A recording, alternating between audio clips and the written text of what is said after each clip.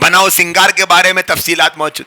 علماء نے لکھا تفصیل میں کہ اللہ نے جہاں فرمایا وَلَا يُبْدِينَ زِينَتَهُنَّ کہ عورتیں اپنی زینت کو ظاہر نہ کرے, لیکن کہاں کہاں ظاہر کرے, اب وہ تفصیل بتائی. میک اپ کے احکام بتائے, میک اپ کی تفصیل بتائی, لباس کے احکام بتائے, عورت کے بال کے احکام بتائے. مسئلہ تو یہ لکھا ہے ایک بوڑھی عورت, بوڑھی کا مطلب شریعت کی نظر میں ایسی بوڑھی رہتی بیچاری کہ جس کو دیکھے تو بالکل بڈھی عورت ہے, کوئی فتنے کا خوف نہیں ہے.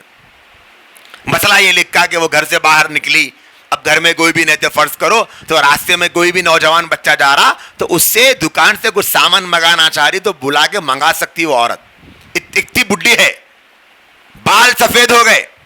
لیکن مسئلہ یہ لکھا ہے اتنی بوڑھی ہونے کے بعد بھی اس عورت کو سر کے بال دکھانا حرام ہے. اتنی بوڑھی ہے, بالوں میں سفیدی کی چمک آ گئی لیکن بال نہیں دکھا سکتے. کیوں نہیں دکھا سکتے؟ کیونکہ اتنی احتیاط ہے بال چھپانے میں. وہ سامان منگا سکتی, چہرہ اس کا دکھا, فتنے کا خوف نہیں ہے. شریعت اجازت دے رہی کہ ٹھیک ہے منگا لو, اتنے بوڑھے ہو گئے لیکن بال نہیں دکھا سکتے.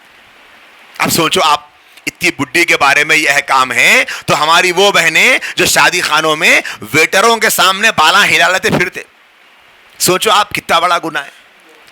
حرام ہے لیکن نہیں کیوں کر رہے نہیں معلوم, دین نہیں سیکھے, قرآن نہیں سیکھے. قرآن میں لکھے ہوا ہے, قرآن رکھے ہوا ہے شیلف میں, دھول بیٹھتے بیٹھتے بیٹھتے اگر دھول کو زبان رہتی تو دھول بولتی تھی. رحم کر میری اماں, اللہ کے واسطے اتنے پاک کلام پہ تو میرے کو نکو بیٹھنے دے, بے ادبی ہو رہی کلام کی, کم سے کم قرآن کو صاف تو کر لے. دھول بولتی تھی, اتنی بری حالت ہو گئی گھروں میں, پڑھنے کو تیار ہی نہیں ہے قرآن. جہالت ہی جہالت ہر طرف چھائی ہے. میری ماؤں اور بہنوں, قرآن سے اپنے رشتے کو مضبوط کر لو.